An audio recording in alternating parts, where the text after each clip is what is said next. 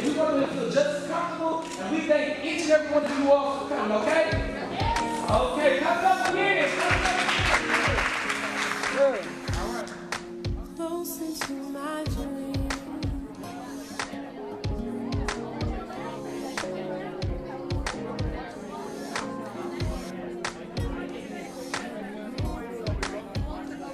I'm getting high.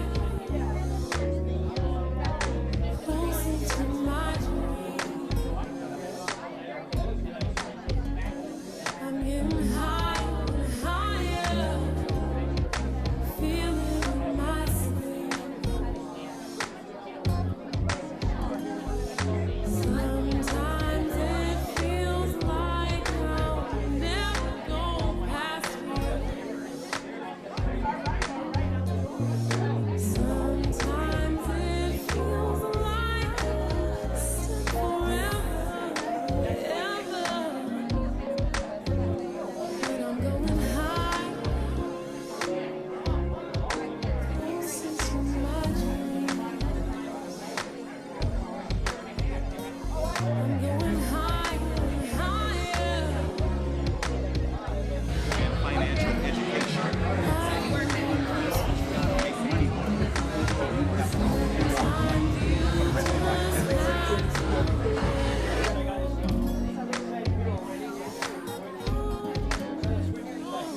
Leaving all my fears to burn down.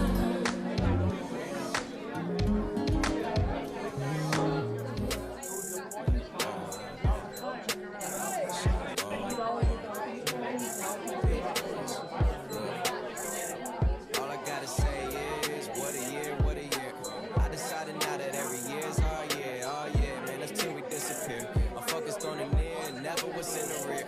Recently, I swear, man, we had so many accolades. I realize I ain't sat down, not even on a Saturday. Yeah, I'm going overtime, OT, like it's TNT in South America, rockin' Rio with Riri, you know that's stadium status. When you started underground, you gotta make it to the attic, so I'm up in attic focus. Money is the only time I ADD, going off more than ADT, making power moves like back for a punch kick, ABB. Boy, this shit ABC. Shout out Detail, 7-Eleven, we on the road. I'm on the 6th record off the album going gold. Last one, woke the ass up like the morning show. I'm trying to make next year the greatest story ever told. Like, it's got man, standing next to J and K, like man, never took an ever brought in my in from where it's hard to make it this far when you're this 10. I'm saying, I'm little B with the right wrist. I realize time ain't money is priceless, so don't gas me up, bitch. I'm a hybrid, I know you like it. I see the jobs done before I see my eyelids. Getting better every single day, that's what they told me. And now I already wasn't fucking with the old me. I hit the light switch. I feel like I hit the light switch. It's like I took my family into a new crib, then I hit the light switch. I took my whole life and then I hit the light switch. So I'ma hop out and roll on them. Yeah, hop out and roll on them. It's like a fresh paradise, but I'm rolling on it like I'm rolling on it.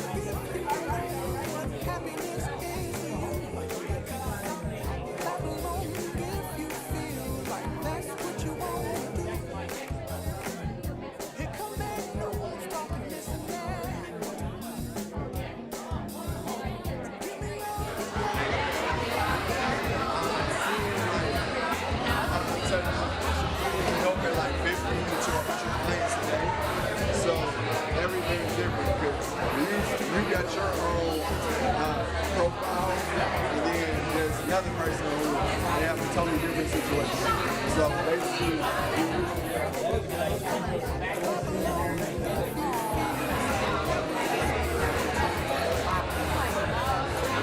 When I was a little girl, that was my nickname.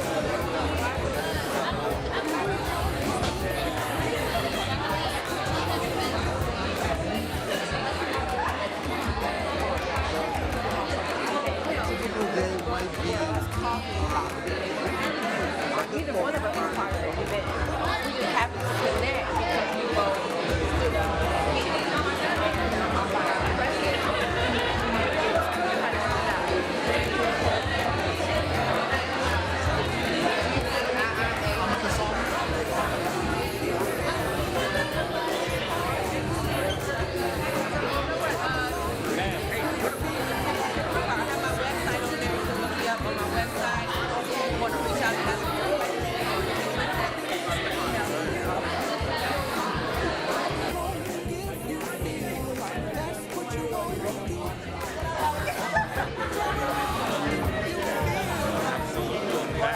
We're just now offering an entrepreneurship program too. So it's not actually but you can certificate. We offer lessons in entrepreneurship and actually help students.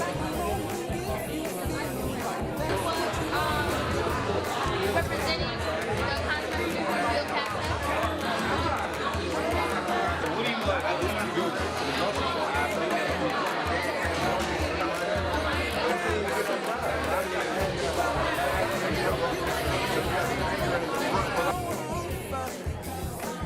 Clap along if you feel like happiness is the truth.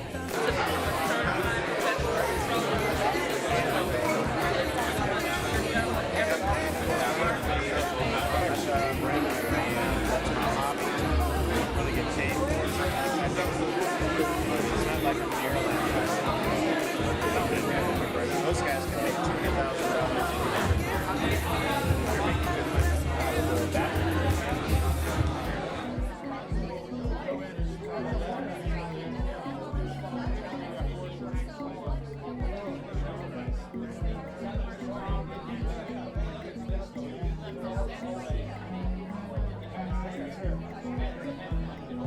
Listen, seeing you got ritualistic, cleansing my soul of addiction for now, 'cause I'm falling apart.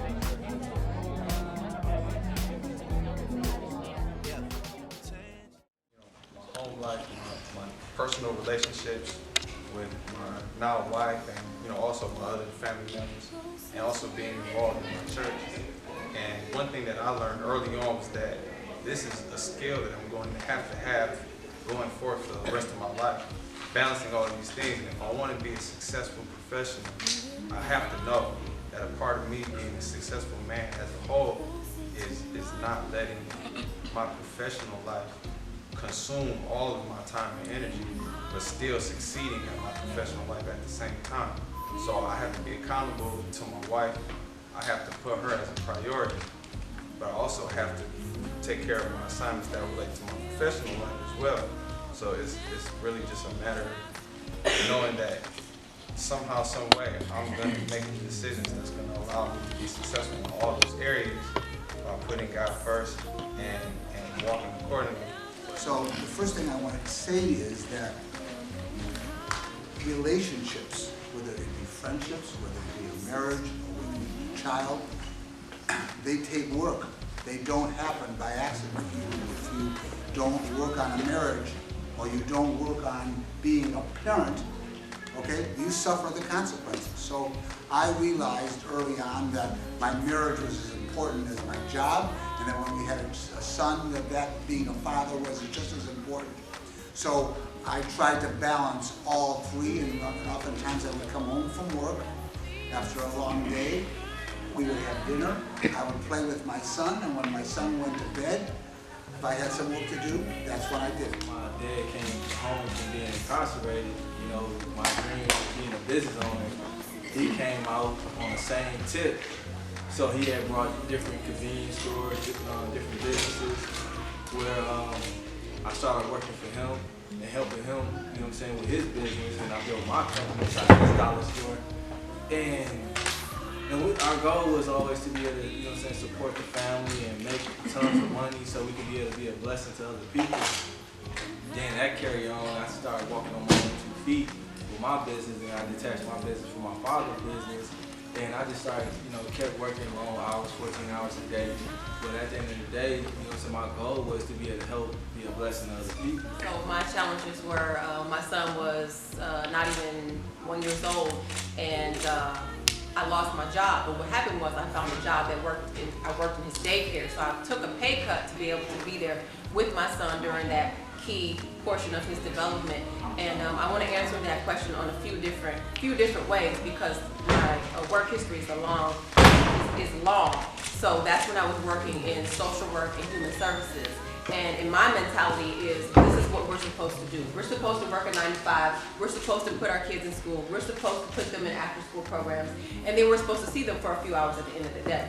But my mindset changed when my life changed. And at a point where I began to do poetry, and which was in ministry, I began to be so overwhelmed and so consumed in helping people, the social worker that I am, that my son said to me at like 6 years old, we don't even spend time together, but we're in the same house though. So that was a wake-up call to me that I didn't have my priorities straight. I wasn't balancing my life properly. And then later on, when I actually had to stay home and not work in traditional workforce because of being hurt, and I couldn't work.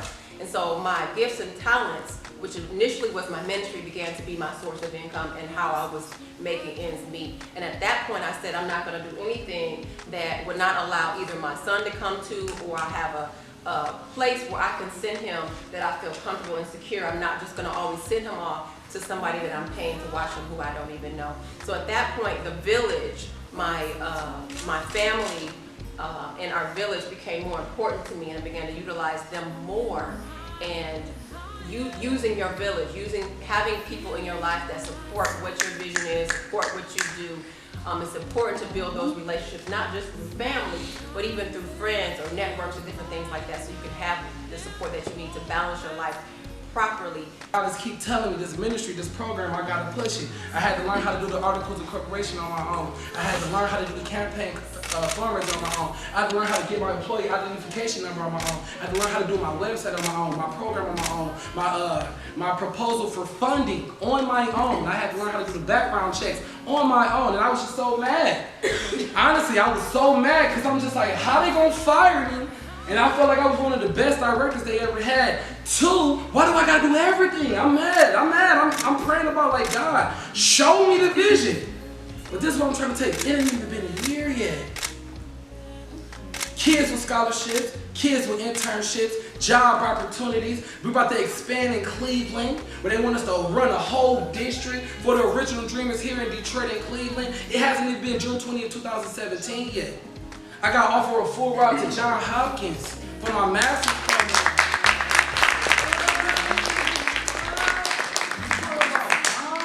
You talking about grind? So when I'm telling y'all to grind and push, you don't know how far you're gonna go until you go deeper than you know. In areas, I don't know nothing about web design, but I knew we had to have one. I knew we didn't know nothing about employee identification numbers, but I knew we had to be certified by the state of Michigan to be a nonprofit before I could get my tax exempt number. My brother Kenyon Clinton was at my house, literally when I'm creating, he's creating family at the time, I'm creating an OD. We had this one guy, and one guy couldn't see our connection. Me and him was like, I don't care how deep we go, I don't care how many friends we lose, me and him gonna finish. His website got up, my website got up. He got the biggest, strongest state nonprofit at Michigan State University, and I got one of the biggest nonprofits here. We got the best class here. They told us to focus on detention. We got the lowest rate of detention in any program in the whole school. We got the highest GPA in the whole school. We got a higher GPA than our 12th grade, 11th grade, 10th grade, and 9th grade class. We got the most community service hours served in the last 6 months compared to kids who've been here for 3.5 years. So when I tell y'all it's time to grind, it's time to work, the opportunities are what you create. The opportunities are what you visualize. It's not about tradition, it's about authenticism. That's why we tell you all our fingerprints are unique. Why can't our dreams be? If God gave you a vision, push.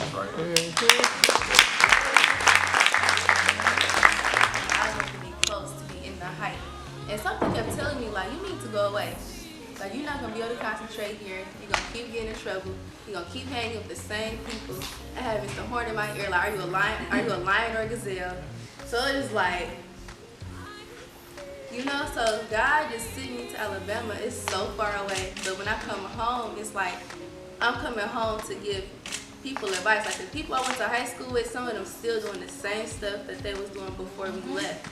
So it's like, if I would have stayed here, I wouldn't have started a business. I wouldn't be like the person I am today. Like I really matured and became a woman when I left.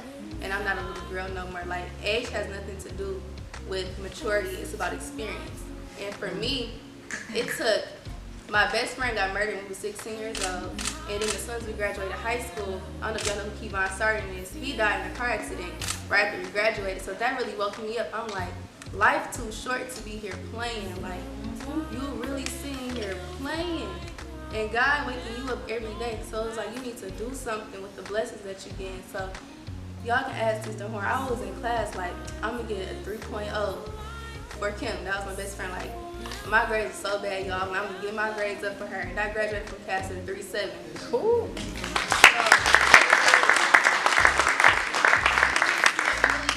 Like you have to find something that inspires you and use that to push you. You don't have to wait till you're 40, till you're 30 to start a business, to do what you want to do. Because I'm 20 and I have my own business and my business pays me well. And it's just like, if I would have been serious, instead of looking for a job, create a job. So that way when you create a job, you'll always have a job. Nobody can fire you because you hired yourself. You know what I'm saying? So everybody that's playing, ain't doing nothing, turning up, the turn up gonna always be there. Turn up for buying your first house, you know what I'm saying? Turn up for starting your own business. Turn up because you just got a degree. People just turning up because they just here. Like, you have to be the leader. If you're not in a room with people that inspire you, or you don't feel like you're the weakest link in the room, you're not in the right room. You should never feel like I'm better than everybody in here. It's the problem. It's the problem. So if you want to be a lawyer, surround yourself with lawyers. All these lawyers in here. You want to go to law school? Talk to somebody that went to law school, that graduated from law school. You shouldn't be talking to somebody who want to go to law school too. They can't help you. They ain't doing it either. You know what I'm saying? So you just gotta think outside the box. Think outside the box. Pray and execute. Plan, execute. Do what you want to do. Don't pray and then worry. You gotta pray and move. Keep it going.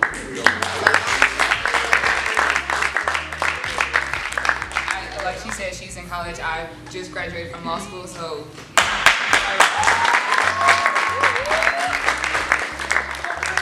But not too far removed from college. And just what I want to say, and a lot of students that I talked to today, a few things is the first thing is to seek out the people that you want to be like. That's the very first thing, because like she said, when you dealing with people who y'all both don't know what y'all doing, that ain't gonna work. And I know that firsthand because I've been around a lot of people who we all had good intentions, but you know, it's really not it's a faith without a work. You know what I mean? And we're really not doing what we're supposed to be doing. And so, like the other gentleman said, my first time applying to law school or taking the LSAT, I didn't get a very good score, and I was shocked because I'm a person who I went to Renaissance. I know Mr. Horn went to CAS and all of this, but I went to Renaissance, you know, and so obviously you guys are in this room, and so you're intelligent people and you want to do better, or you wouldn't be in here. You know what I mean? And so it shocked me the first score I got back, because I graduated from college with a 3.8, but I got this score back and it wasn't looking like a 3.8 type of score. You know what I mean? And I was like, okay. But being honest with myself, and like I was explaining to her before we started talking, I didn't put in the work. You know what I mean? And looking back at myself, I can be, and it's hard to be honest with yourself. You know what I mean? That's the first thing. Second thing is, a few students, just because you don't know what you want to do right now in this seat today, doesn't mean that you won't figure it out.